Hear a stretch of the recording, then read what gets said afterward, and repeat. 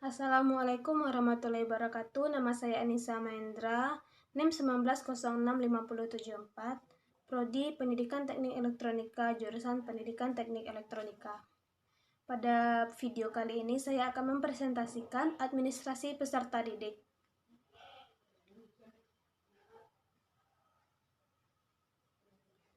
Pengertian administrasi peserta didik.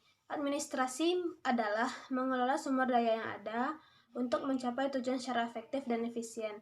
Peserta didik adalah anggota masyarakat yang berusaha mengembangkan potensi diri melalui proses pembelajaran yang tersedia pada jalur atau jenjang dan jenis pendidikan tertentu. Jadi, administrasi peserta didik adalah suatu pengaturan terhadap peserta didik, bukanlah dalam bentuk kegiatan pencatatan peserta didik saja, melainkan meliputi aspek yang luas agar tercapai tujuan pendidikan secara efektif dan efisien.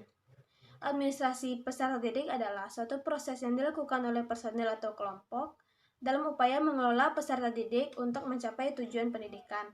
Administrasi peserta didik adalah proses pengurusan serta layanan dalam hal-hal yang berkaitan dengan murid, mulai dari perencanaan penerimaan murid baru, pembinaan selama murid di sekolah, sampai dengan murid menamatkan pendidikannya. Yang kedua, proses administrasi peserta didik. Yang pertama ada perencanaan dan penerimaan peserta didik baru.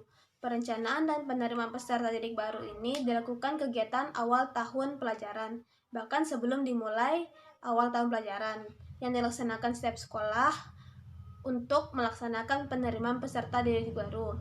Penerimaan ini adalah proses seleksi dan pencatatan murid yang memasuki sekolah tertentu setelah memasuki persyaratan yang ditentukan oleh sekolah itu. Dalam perencanaan dan penerimaan murid baru, ada beberapa hal yang harus diperhatikan, yaitu penetapan daya tampung, penetapan syarat-syarat murid baru, dan pembentukan panitia dan tugas. Kedua, ada orientasi peserta didik baru yang dilaksanakan pada masa-masa awal sekolah. Masa orientasi siswa MOS, pendekatan dan teknik-teknik yang digunakan. Yang ketiga, ada bimbingan dan konseling. Yang keempat, ada pengaturan disiplin dan tata tertib sekolah. Yang kelima, pengelompokan peserta didik dan tata cara menentukan kedudukan peserta didik dalam kelompok. Yang keenam, pengelolaan kelas. Yang ketujuh, pencatatan dan peserta didik dan instrumen yang digunakan. Yang tambahan yaitu hukuman. Hukuman adalah imbalan yang tidak menyenangkan yang harus diterima murid akibat tingkah laku mereka yang tidak dinilai pada tempatnya. Yang terakhir ada kenaikan kelas dan EPTA, yaitu ujian. Ujian yang harus ditempuh peserta didik untuk menempuh tingkat yang lebih tinggi. Misalnya jika peserta didik sekarang kelas 5, maka ia harus ujian untuk naik ke kelas 6.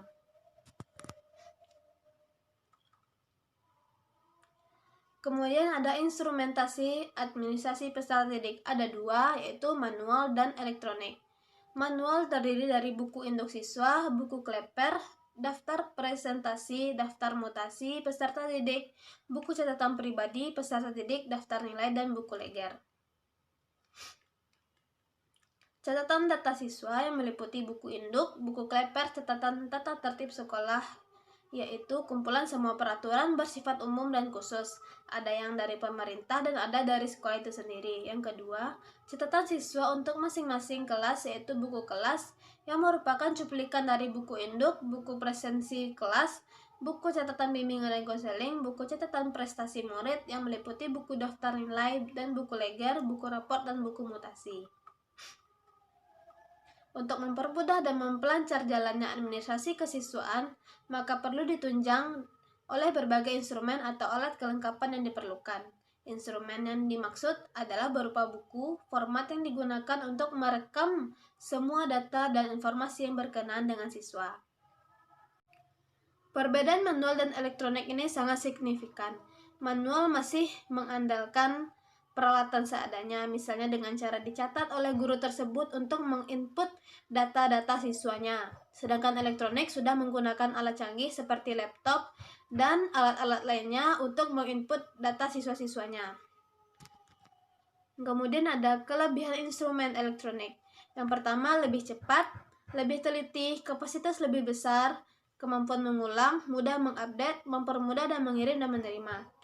dalam kelebihan elektronik ini yang sangat membantu guru-guru untuk menginput data siswa yang diperlukan daripada dengan manual. Yang terakhir ada peran guru dalam administrasi peserta didik. Guru ikut terlibat dalam administrasi peserta didik, terutama pada kegiatan pengelompokan peserta didik dan tata cara menentukan kedudukan peserta didik dalam kelompok, pengelola kelas, kenaikan kelas, dan EPTA. Peran guru dalam peserta didik sangat banyak, tidak hanya itu, yaitu sebagai panitia penerimaan murid baru, berperan dalam memudahkan murid agar dapat beradaptasi cepat dengan lingkungannya, mencatat setiap kehadiran murid secara kontinu dan teliti, menciptakan suasana yang menimbulkan motivasi siswa untuk berprestasi, menciptakan disiplin sekolah atau kelas yang lebih baik. Sekian presentasi yang saya tampilkan pada hari ini. Mohon maaf jika banyak kekurangan. Saya akhiri dengan wassalamualaikum warahmatullahi wabarakatuh.